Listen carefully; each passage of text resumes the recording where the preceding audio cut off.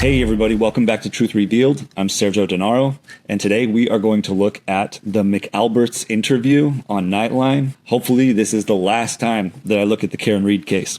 Although hopefully it's not the last time that I look at Brian Albert or Brian Higgins. This video today is going to be really cool because it's a collaboration video with Liz Rose, who is an educator, a social media content creator, and a researcher in the areas of microexpressions, body language.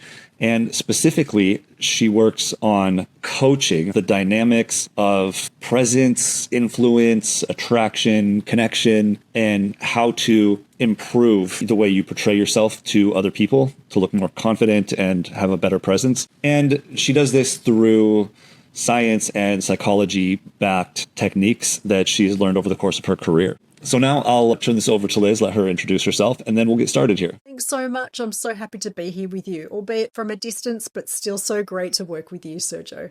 Thank you, Liz. And today I'm going to show you clips from the interview. Then I'm going to show you Liz's response, summarize that, give you my own interpretations, show you the transcript, and we'll go through the verbiage in the transcript as well. We'll start with some of the questions from the video. The criminal justice system has let us down at every turn. And yesterday was the final letdown.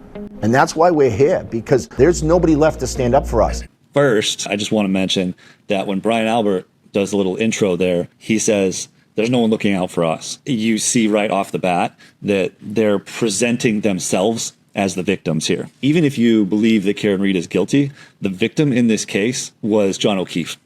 It's not the McAlberts. So the fact that they had to be witnesses in the trial, lots of people do. When somebody presents themselves as the victim, and it's very clear that they're not the victim in this case, that right away, that's a huge indicator of deception. And that's something that you'll see in relationships a lot. So be aware of that. That right away is a bad sign as far as getting the truth. Think real long and hard before you're a witness in a case, because no one protects you. And it's very, very sad. Think real long and hard before you're a witness in a case.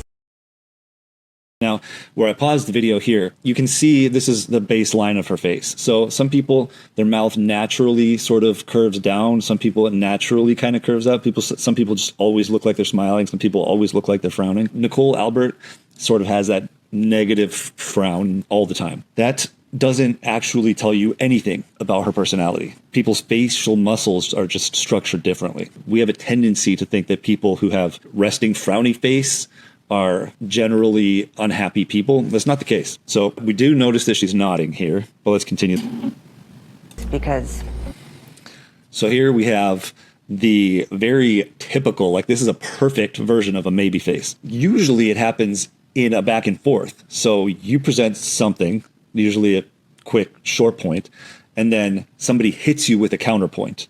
And that's when you make the maybe face. You're not agreeing with them. In your mind, you're thinking that they're wrong. So if you're talking to your friend and you tell them, hey, I met someone, I think this person's the one, and they do this,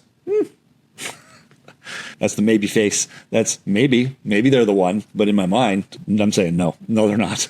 So that maybe face is a disagreement with the message that is presented. Usually it's from the other person. But if you make the maybe face when you're talking, it means you don't agree with what you're saying. And then here you also see the one-sided shoulder shrug, which is a universal sign of deception. So when you see that, it means somebody doesn't agree with you. All right, now here we're going to see a version of eye shielding. No one protects you. She's not just blinking there. I didn't just stop at where she blinks. She says, no one's protecting you. Now that, when you close your eyes to make a point, that is eye shielding. And what you're doing is you're trying to block the sensory input that comes in. When you're saying something that you know isn't true and you feel like probably the whole world knows that it's not true, you don't want to see that look of contempt or disgust or a look of disagreement with what you're saying. So you don't want to see that, and you just close your eyes and pretend like it doesn't exist. Now, there's other ways to eye shield, and you'll see that in a second. It's very, very sad. Very, very sad. So I think it's very clear what's going on here. But before I analyze the verbiage, let's get Liz's take on this and see what she thinks. Well, what it tells me is that when she says there's no protection as a witness, Her body language doesn't seem to reflect genuine hurt or betrayal. Instead, it seems to hint at some deception or emotional distancing. So we see a head nod, and what looks like agreement might actually be overcompensation, a rehearsed gesture that's used to sell a story she might not fully believe herself. And it's very, very sad. And then we see the exaggerated frown, like a maybe face, that dramatic upside down smile that feels a little performed, not felt, because genuine sadness, that's going to show up in brief involuntary micro expressions. And this one just looks a little more like emotional fabrication. Then we have the one shoulder shrug. That one signals uncertainty. So saying something definitive like, no one protects you while shrugging, well, that suggests incongruence. When the words and the body language are not lining up, that's often seen when someone's not being fully truthful. And altogether, her expressions just feel a little more like performance than pain. That mismatch between her words and her gestures, that raises real doubts about her sincerity. And it suggests that she might be managing her appearances, not expressing true emotion. Yeah, I strongly agree with that. She's definitely managing her appearance. She's putting on a performance for you. Now we're going to listen to Chris Albert. He's going to chime in here, and let's get his take on this. Let's watch what he has to say. And I think the reason we all stayed quiet is because we were just witnesses. This is a thing that we had nothing to do with. They all stayed quiet. Anyways, so what I noticed from Chris Albert is that he's looking down the whole time. So the first thing that I thought is maybe he's autistic, because I know that feeling. I am autistic, and when I talk, I have to look down. The reason for that is that I have an internal monologue. When I think, I hear my own voice. I don't see anything visually. It's all auditory. As I'm talking, if I'm looking at you in the face or in the eyes, I see all of your micro expressions and body language, and I'm trying to say something. Let's say I'm trying to tell you about how my fantasy football team is doing, which is not good, by the way. But as I'm trying to think about what I'm saying, I'm processing your emotions, your facial expressions, and your body language. Now, most neurotypical people don't want the extra sensory input when they know that they're lying and they know that you're going to be judging them. So they don't want to see that judgmental look on your face. They don't want to see that disbelief. An autistic person is constantly analyzing, even when they're telling the truth. They're analyzing, is this person bored with what I'm saying? Does this person even want to be here? Am I giving way too much detail? I think a lot of different stuff. But as soon as that internal monologue starts to talk over what I'm trying to say, then I can't get the words out anymore because I can only hear my own voice in my head. Now, how do you tell the difference? Well, I asked Liz that. So let me show you what she has to say, and then we'll jump back and talk about this. It's a good question. While lack of eye contact can be common in neurodivergent people, it's important to note that that behaviour alone is not enough to determine whether someone is. See, eye avoidance, it can also be caused by social anxiety, shame or guilt, high stress situations, or even deceptive behaviour. And if someone is neurodivergent, their body language could differ from neurotypical patterns. So an example of this is that eye contact could feel overwhelming. Facial expressions might not always match the emotional intent, and gestures can be minimal or atypical. We can see he avoids eye contact when he's saying, "we had nothing to do with," and then he maintains it a little more easily later on. So if he is autistic or neurodivergent, that lack of eye contact, it could just reflect stress, sensory overload, or emotional regulation, not deception. However, that contrast between that moment and his later ease with eye contact, that's worth noting, because a sudden change in baseline behaviour, especially when it's during a high-stakes statement, that can sometimes signal internal conflict, discomfort, or concealment. So in short, we can't diagnose from body language, but shifts in non-verbal behaviour during those key statements, that's still meaningful, not as proof, but just as possible clues. Okay, so what have we got here? If this was the only time that we got to see Chris Albert talk, I would have jumped past this. So he makes a definitive statement that they were all just witnesses, but the biggest indicator here, without looking at the verbiage, is the eye shielding. That's another version of eye shielding. It's like closing your eyes. It's just looking away.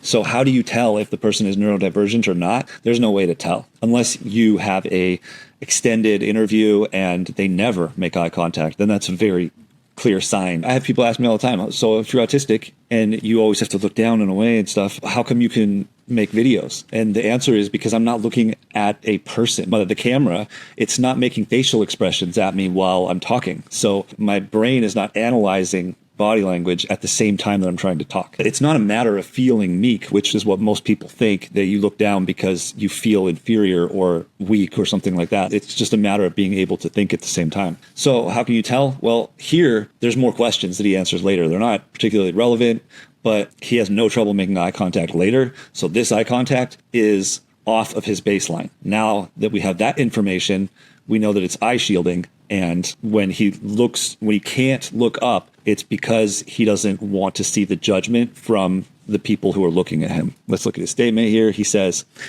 and I think the reason we all stayed quiet, so I think is a reduction of commitment. I think the reason that we all stayed quiet is because we were just, the word just is not always an indicator, but it is a strong indicator when it's an unnecessary word and it's cutting something out. You got to ask yourself, what is he cutting out here? And why is he cutting it out? He says, we were just witnesses. He's saying that they didn't have any involvement in it. Why would you be purposefully putting that in there, that you're cutting that out by using the word just, if you haven't been accused of that? That's called knowledge of guilt. That's the reason why the word just is such a strong indicator here, because it shows the listener, you and me, that he has knowledge of guilt. This is a thing that we hadn't nothing to do with. You got to ask yourself, why did he cut himself off at that point? So a thing is a generic term. That's a version of a reduction of commitment. Instead of saying what it actually is, you generalize it so that in your mind,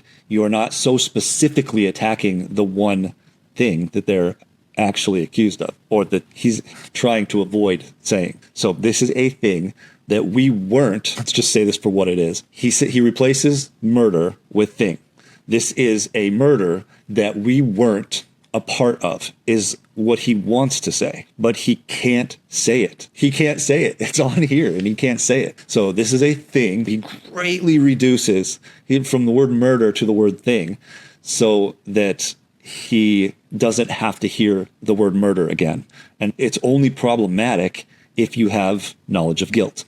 If you don't have any knowledge of guilt, like me, I got no problem calling it a murder because I'm not implicating myself when I call it a murder. Somebody who could be involved in it may not want to call it a murder because if it comes back around to them, maybe it was an accidental death. So that we weren't, and then he can't say it. So instead of saying weren't, he says we hadn't nothing to do with. Then he cuts himself off again because you're supposed to say we didn't have anything to do with John O'Keefe's murder. Instead, it turns into this jumble. When you hear it in real time, it's passable until you look at the words of what he said and you realize, what is his brain doing here? But it's clear. It's clear what his brain's doing. Let's look at that one more time, because I want you to actually hear that he wanted to say that we weren't a part of, and then he cuts himself off and re-says something that makes no sense. We hadn't nothing to do with.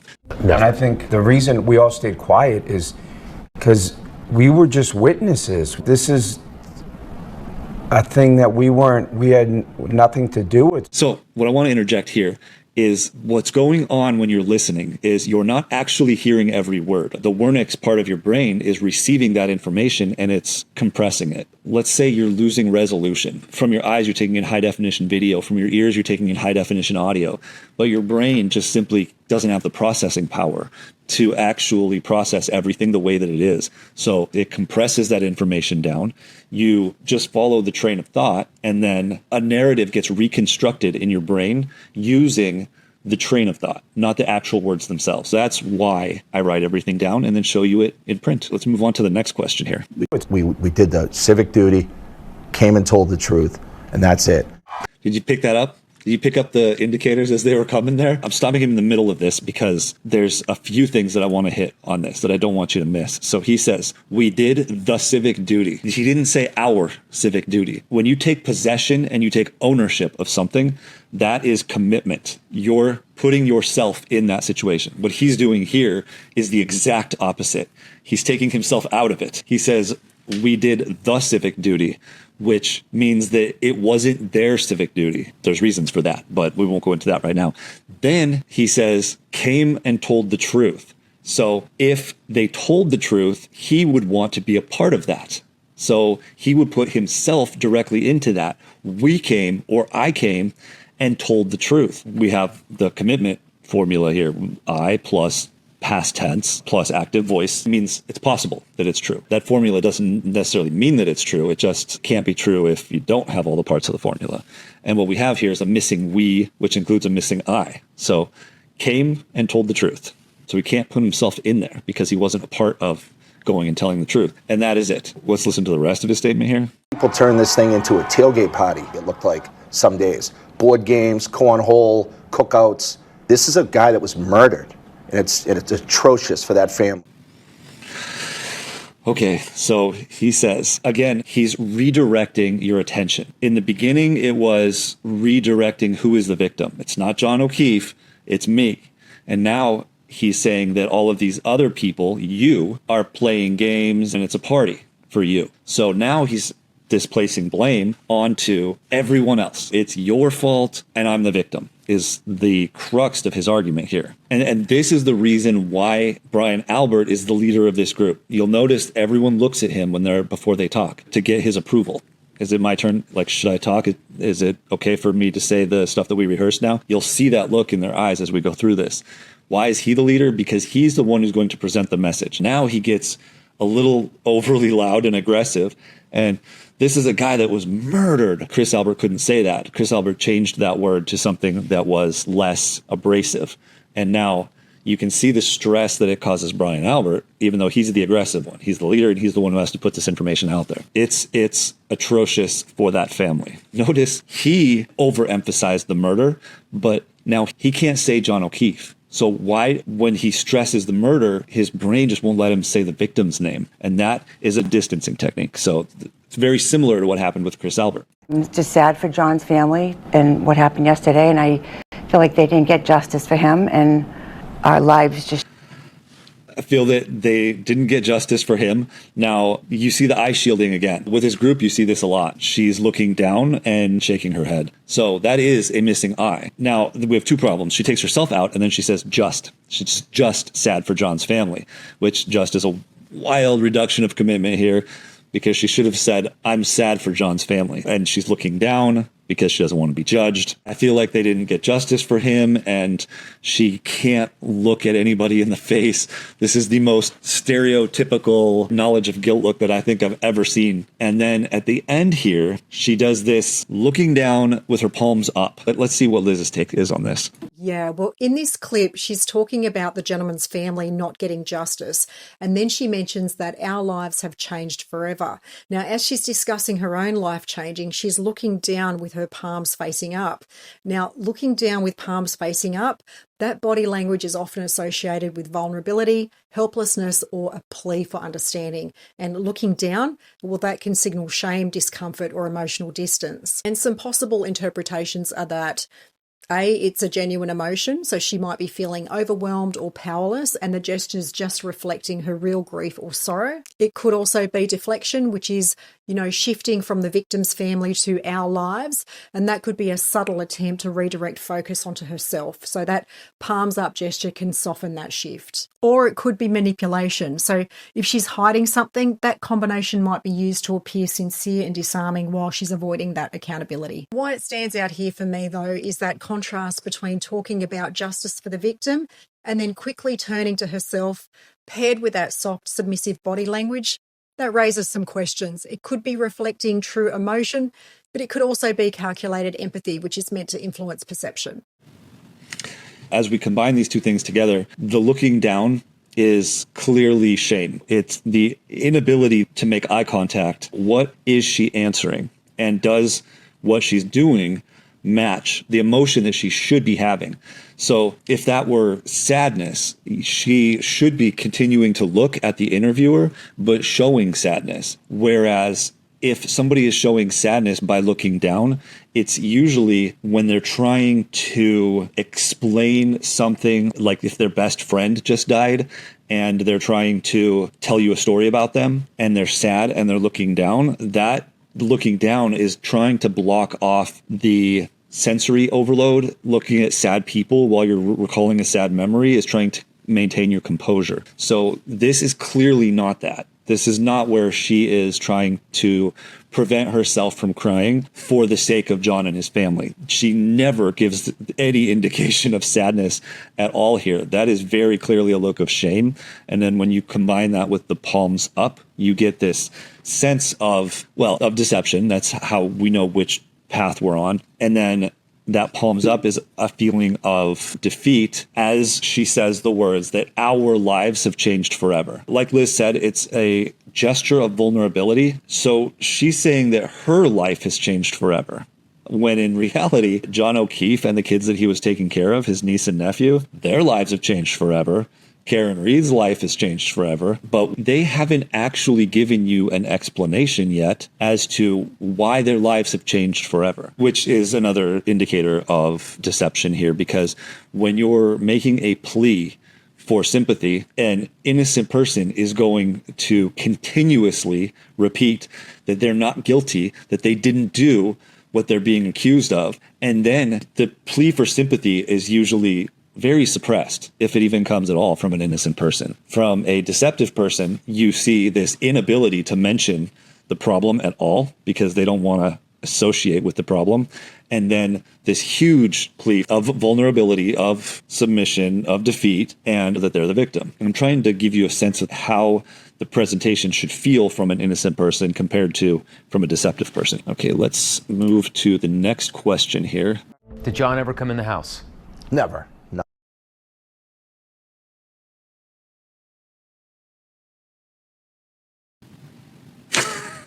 All right. If you've seen any of my videos before, you know what I think about the word never. Technically, the word never is the lowest version of commitment that you can give to something. It is possible to use the word never truthfully, but you can't be replacing the word didn't, and you can't be referencing all of time while talking about a specific time. Saying something like, I never killed her, never is past, present, and future, and that makes no sense. It's a way of disassociating yourself from the one point in time where the murder happened. So, did John ever come in the house? And he says, never, no. So the answer is at the end. He uses the word never. He should say, no, John never came in the house. And no would be the answer, or he could say John didn't come into the house. Either one of those would have been truthful. However, the way to be deceptive about that is to say never know. That makes two indicators there. So he replaces the word didn't with never. At the end of he puts the answer to the question at the end of his answer. That's what I'm trying to say. Yeah, this is very interesting to watch. When they're asked, did John ever come in the house? In that moment, both these individuals exhibit remarkably similar nonverbal cues. One is eye shielding, so their eyes are cast downwards, avoiding that direct eye contact. That's often a subconscious attempt to distance oneself from the truth or to block out the reaction from the listener. And it can also signal shame, discomfort, or intentional concealment. The other one is the exaggerated frown, that upside-down smile.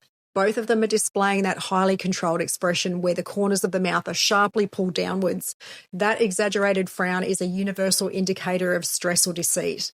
So it often appears when someone's trying to project sadness or seriousness, but the expression just feels a little too symmetrical and deliberate to be authentic. Now, the fact that both of these individuals are presenting near identical facial expressions, that's suggesting somewhat of a rehearsed or aligned narrative. So rather than the independent emotional reaction, that kind of synchronization, it's often observed when people have a prepared story together and they're focusing a little more on appearing believable than on expressing genuine emotion. My take is that these cues, the eye shielding, the exaggerated frown, and that mirroring, that collectively points to emotional incongruence and possible deception. And while body language is not definitive proof, in this case, the clusters of cues combined with the high stakes nature of the question, that gives me a moderate to high confidence level.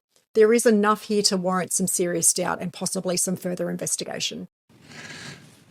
So last thing I want to say on that is here, where I stopped it, you have two things. It looks like a mirror here in between them. The facial expressions are identical, which is crazy. I mean, it's not crazy because they're both doing the same thing about the same incident, but it's really interesting to see deceptive body language play out simultaneously here.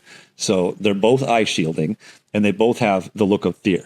That drawing your mouth down like this is a look of fear. The question of did John come into the house, it creates an emotion here that is important to dive into a little bit. They're shielding. They don't want any more stimulation. They don't want to see anybody's reaction to this. And you get simultaneous fear. Why? That's the question we got to ask here. Because if John didn't go into the house, then this should be a simple no.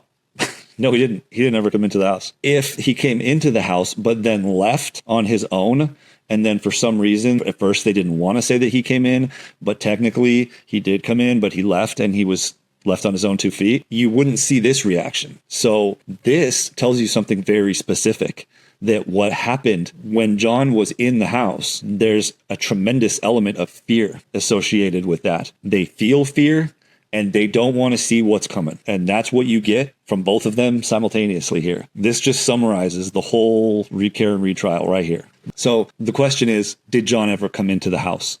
And the answer was never, no. And that was verbally deceptive. That was body language deceptive. That was facial expression deceptive. The whole thing is deceptive. Let's move on. And we're going to get another never doozy here. So let's watch this. You never saw John O'Keefe in the house, right? Never. Never. Okay, so we just talked about never, so I'm not going to beat a dead horse here. But look at what you see here. I don't know if it's common knowledge or not. I think it's common knowledge, but when people press their lips together, like Matt McCabe here is a great example because you get a perfect side view, and Jen McCabe, but you can see on all of them. This is a huge secret that they're withholding, and you're seeing the identical expression on all 5 of their faces. I love it. They're all mum on this topic. And then, of course, you get the beautiful never here, which huge indicator of deception. Well, when the group is asked whether John was ever in the house, their reactions are strikingly synchronized, not just in timing, but in the specific facial expressions that they're using. We see pursed lips. Every person in that group is responding with lips pressed tightly together. It's a well-documented nonverbal cue, and it signals withholding, suppressed emotion, or a desire to hold something back. And in high-stakes contexts, it's commonly associated with deception or concealed knowledge. Thank you, Liz. Hopefully you're seeing the patterns here. Let's move on to the next question. She was just upset and I immediately... Okay, so as we went into this clip, and it's not clear in the video if they edited, if there was a question right before this, or if she just started talking right after the never question. But Nicole says she was just, and then Brian says upset, and then Nicole parrots that. Again, we get this indicator that Brian is the leader of the group here. But after she repeats what Brian tells her to say, play that one more time for you. She was just upset and I immediately... You see that from the verbiage here, but you hear that. She's saying what she's allowed to say. And when she stumbles for a second, he tells her what she's allowed to say. And then they do this little thing. You see the look on Brian Albert's face and you see the look on Nicole's face. They're getting into water here. And Brian is saying, this is hot water. And Nicole is like, oh God, I started talking about something and now I don't know where to go with this. I really thought something had happened to one of her children or one of my children, because why else is she in my bedroom at 6:30 in the morning right now? Okay, so Brian has that dead stare. So he's listening intently to what Nicole is saying right there, and his nods are very small. That means they are not meant for the viewer. That nodding, that very small head shaking like this is him saying, okay, that's okay to say. That's okay to say. And then as she continues to talk slowly and deliberately, and she looks over again, has this, am I allowed to say this look on her face. Now. And what did she tell you? She said, John's... Notice the lips thing. Once you see it once, then you will see it forever now, because it's so indicative of what's going on in their head that it becomes like you're reading their mind. And when you see this, this is like when you're late braking, coming up to a red light and there's a car in front of you and your driver's ed instructor is like pushing on the brake pedal, like phantom braking, or your wife now is doing that, pressing her lips together here. It's like phantom braking. She's like, be quiet, be quiet, be quiet is what she's thinking right here. He's stumbling over his words. So in this moment, even though they've rehearsed this 100 times, what can I say that she said here? There's so much information for him to go through that it's very clear that it's not coming from memory. Here's what I'm saying. But the reason why that it's so clear that it's not coming from memory is because it's how deliberate, how he picks his words. And then when he finally says the words, he starts shaking his head no, which it means it's a universal sign that I don't agree with what I'm saying. John's out front. All right, let's get Liz's take on this. Well, when the interviewer asks, what did she tell you? We first see her looking at Brian with her lips tightly pressed together. That's a well-documented nonverbal cue, and it often signals withholding, suppressed emotion, or a desire to hold something back. And in those high-stakes contexts, it's commonly associated with deception or concealed knowledge. And as Brian responds with John is dead out the front, he shakes his head while delivering that statement. Now, why this matters? A head shake paired with a definitive statement like that, that's a classic example of nonverbal incongruence. So saying something that's definitive, John is dead, while shaking your head is a gesture that normally signals negation or disbelief. So it can indicate internal conflict, denial, or discomfort with the truth. In deception analysis, that's often referred to as a leak. And that's a subconscious cue that the speaker is struggling with the reality of what they're saying or possibly trying to distance themselves from it. Now, in relation to group dynamics, at this point in the interview, we saw all eyes shift to Brian. That reinforces what looks like his role as the group's decision maker or the spokesperson. And that kind of attention adds social pressure, which can make body language a little more revealing, especially if someone is managing a narrative. Now, Brian's head shake during that crucial statement, it could signal a subconscious rejection of the words he's speaking. It could be emotional dissonance if he knows more than what he's saying, or potentially an effort to appear shocked or emotionally affected, but one that feels a little mismatched and therefore inauthentic. Now, given the timing, the stakes, and the group dynamics, this incongruent gesture raises some concern. It suggests that he might not be fully aligned with the statement that he's delivering, and in a moment as critical as this, the nonverbal disconnect is pretty significant. All right, you see why I brought Liz on here? Because she explained that far more articulately than I did. There's a lot that's going on in your head when you have real memory on top of or behind fabrication. You have two sets of realities. You're trying to portray a unified theory to the viewer, and you're trying to put the right words together when you're doing that. Then you tend to lose control of the body language. And what happened there with the head shaking, to put this very simply, he's going through the process of, is this the version that I can tell? And once you hit reality there, you shake it off. It's like a pitcher on the mound. You're getting a signal. No, I can't say that. That's not the right one. So that's what Liz was talking about with that mental incongruence. And that says a lot here. So let's move on to the next one here. John, I think John's dead out front. I said, what the are you talking about, Jen? Okay. So this is the only time that Brian Albert swears in this entire thing, which means that's not his baseline. So he's doing it for a reason. And when you swear for a reason, it's to distract, because curse words are jarring, especially a professional interview like this. It gives a jolt to the person who's listening, and they have to sort of explain to themselves in their mind, wow, there's a reason for this. He's really angry. It allows the person who's talking to affect not just what you're hearing, but to create an emotional reaction simultaneously. So he's trying to send you two separate messages that you have to interpret at the same time in order to make what he's telling you more plausible. Now, it just so happened that the camera was on Jen McCabe when that happened. You see this very submissive kind of recoiling from the statement. John, I think John's dead out front. I said, what the are you talking about, Jen? And it's still what Jen McCabe said that morning. It sounds like scolding. What this tells me here is that this isn't the first time that she's been scolded by him. So I want to be careful the way I say this.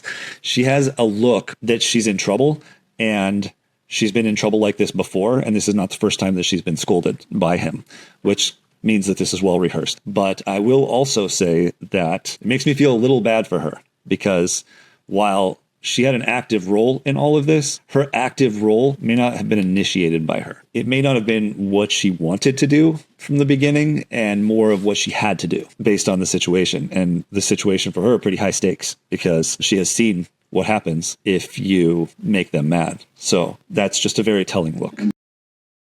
I'm like, who? I didn't know. You still didn't piece it I together. didn't understand what she was talking about, because why would John be out front of my house? So massively confusing.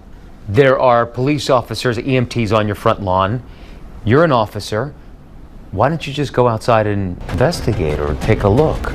Oh, see that? That gulp, that hard swallow, it took me a long time to be able to recognize that in a deceptive setting. People randomly, while they're talking, they swallow. But here, there's a very specific moment. It's not after he's been talking for a while. It's right as the question hits and everything is still. His face is still. He's still processing it. And you just get this big gulp. It's like from the 1980s cartoons. You know, he is feeling in trouble here from this question. Well, when asked, why didn't you just go outside and investigate? We see a visible gulp before answering.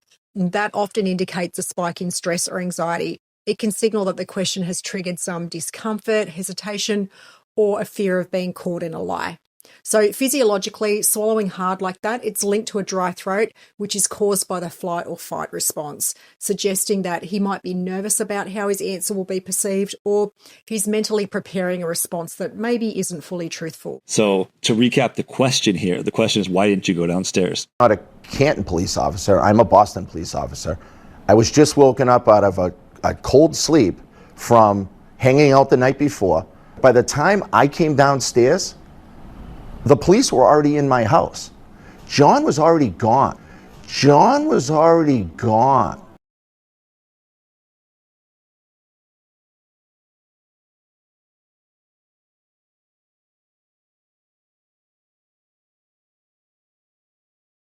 And then right after gulping, he makes a pointing gesture, which is known as an emblematic slip, which often indicates mental recall or an attempt to anchor his explanation. And that can suggest that he's trying to appear certain or redirect attention. But when it's paired with the gulp, it might reveal internal conflict or stress around what he's recalling. Okay, so first you get the big gulp, and then you get this rehearsed response to the question. All right, this is such a great part right here, because this is called an emblematic slip. This is when your body, it's not body language, it's actually doing something that represents something. So like not accidentally, but unintentionally flipping somebody off.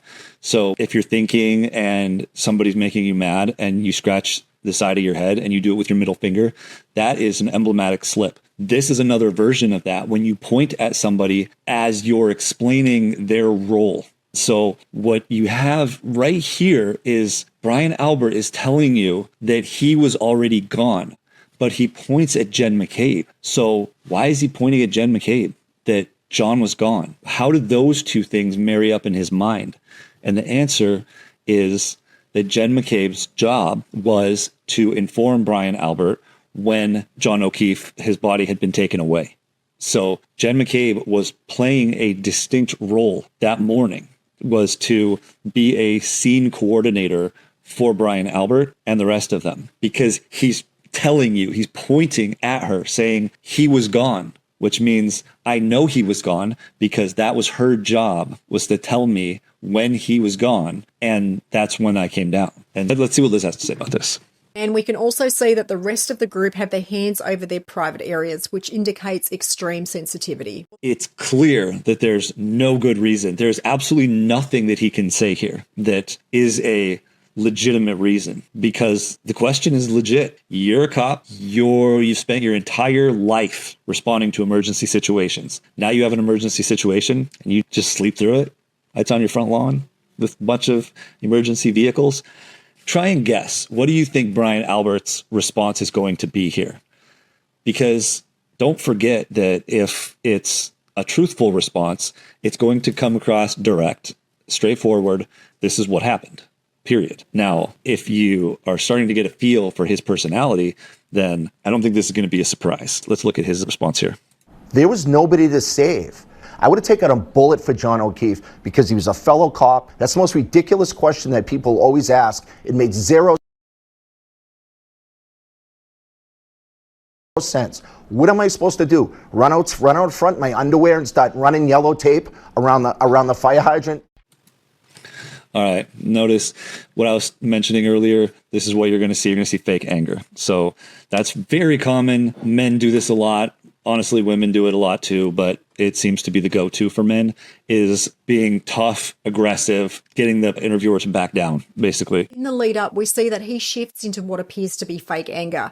This is a common deflection tactic, and it's used to shut down questioning or to redirect suspicion. And unlike authentic anger, which rises naturally and is emotionally congruent, fake anger often appears suddenly and it lacks true emotional intensity. It's also used strategically to create distance or to regain some dominance in the interaction. And together, these cues suggest discomfort, emotional leakage, and possible deception. Then we see him giving Jen a sideways glance as if to say, watch what you say. Meanwhile, her eyes look to be showing a little bit of fear, possible apprehension about what she's going to say, and the pressure to get it right. I think you get the anger, but look at this nice facial expression. You can see that there are wrinkles in his forehead because over the course of his life, he has made that, not this, but an angry facial expression a lot, where you're pulling your eyebrows together. I'm not sure if I can do this, fake it right now, but you see anger in the eyes and in the eyebrows. And here, this is basically his baseline. This is just a nice, smooth brow here. What am I supposed to do? Run out front in my underwear and start running yellow tape around the fire hydrant? Okay, so I get comments from you guys every once in a while that I shouldn't be laughing while I'm making these videos because somebody was murdered. Well, yeah, somebody was murdered. But there are times when, I mean, I'm not laughing about the murder. I'm laughing about what I'm seeing right here. And Brian Albert's kind of funny. And the point of using humor here is to redirect you. So it's to get you a little off guard. You get this little visual of what he's talking about, and you lose track of what the question is, which is exactly the intent. And you want to make sure that when you're talking to somebody, especially if it's a high stakes conversation with your spouse, significant other, something like that, different people will get you off topic in different ways, especially when somebody has been hitting you with fake anger and then they hit you with some humor. It causes this emotional, it's almost like a self-contained good cop, bad cop, where you get drained from the anger that they're showing you, even though it's fake. And then they give you a little bit of humor and allow you to smile and laugh the question off and go to the next question, which is exactly what happens here. And then by the time you get your little visual of Brian Albert running around putting yellow tape out there in his underwear, you forget the question that made him gulp to begin with, which was, why didn't you go outside and investigate? So we move on. So much has been made about that Google search that morning. Look at that. That look from Brian Albert is so telling. And you see two things here. So a look of fear, you see it in the eyes, you see it in the eyebrows and in the eyes, but specifically when you see the whites above the iris is what you're looking for when you see fear. So what's happening is your eyes open up in order to take in as much light as possible when you're in a threatening situation. The response to a threatening situation is what we call fear. And so you see her eyes open up big, and then you see Brian Albert doing the watch what you say look. Was it at 6 a.m. or was it at 6:27 a.m.? How long to die in the cold? What's your answer? She asked me to do it at outside of Fairview at 6:20, whatever it was. Doesn't matter how much I say about it, people will not believe. The second part of that moment involves a high-pressure direct question. Was it 6 a.m. or was it 6:27? How long to die in the cold? What's your answer? That kind of phrasing demands clarity. A truthful person, especially someone that's eager to set the record straight, they're likely to respond with relief, certainty, or some measured emotion. But what we see instead reveals something quite different. What we see in her body language is that she looks to Brian first before answering. So she looks at him, who seems to be the group's leader, and the glance seems to be seeking permission, which is a classic indicator of deference and possible coordination. So it suggests that she's not answering independently, and that raises red flags in a moment where personal truth is expected. Then we see a hand raised and a chin lifted. That's a defensive posture, and it's a nonverbal combination, which means back off or I've said what I'm going to say. It's protective and it's not open. So instead of someone stepping into the truth, it's reading as someone that's putting up a barrier. My interpretation is that these behaviors don't show relief or confidence. Instead, they suggest that there's some discomfort under pressure, there's reliance on those group dynamics, and it's a subtle cry for space, possibly to avoid deeper questioning. In high-stakes interviews, truthful people will lean in and deceptive people will push away. And Jen's body language here leans heavily towards defensiveness and group dependency, not independent clarity. And this is a very typical defensive gesture. This. Putting your hand up and backing away is putting your chin up, hand up, backing away. That is a defensive gesture. It means you're trying to literally push the question away from you. All right. So that wraps up our analysis of the McAlbert interview. When you watched it the first time, first off, when you watched it this time, did it seem just blatantly obvious that you were seeing nothing but deception this entire time? And when you saw this the first time, did you get that the first time? It's really interesting how when something plays out at regular speed, especially when it's a professional interview like this, when they cut away to scenes and there's commercials interspaced and your brain just accepts what you hear. Your brain's lack of ability to really hear every word that's said. That's why we haven't developed the ability to lie more directly. Because we don't need to. Don't worry if I don't put any videos out for a little bit. Probably noticed I was gone for like a month. I didn't make a video.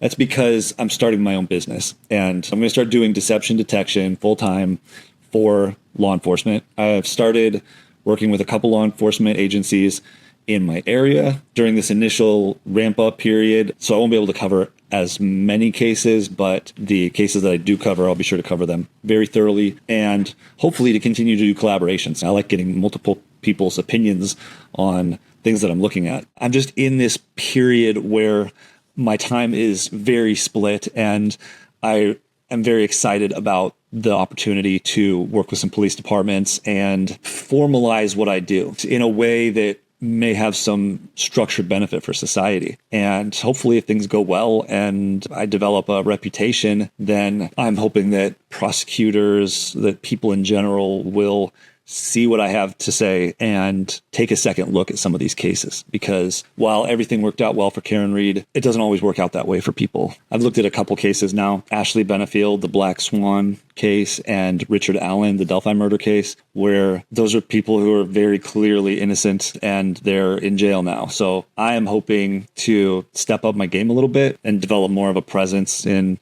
society and in legal circles and hopefully be able to have an impact on some of these cases. So that's what's going on with me. I will do a better job of at least sending out messages, letting you know if I'm running behind on certain things, but hopefully you enjoyed this video. So if you haven't at this point, please like, subscribe, all of that stuff, and I'll see you in the next video.